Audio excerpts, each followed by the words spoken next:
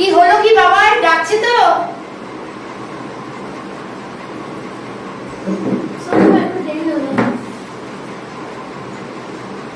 অনেক লেট হয়ে গেছে, খেয়ে নাও তাড়াতাড়ি।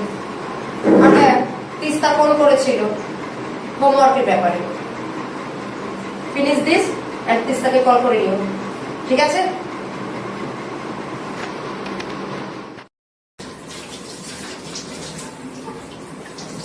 মা, ও মা, কি হলো? কাল স্কুলে যেতে পারবে?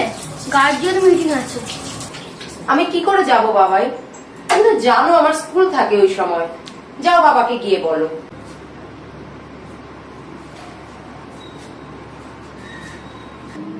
বাবা, ও বাবা। তুমি হোমওয়ার্ক করেছো?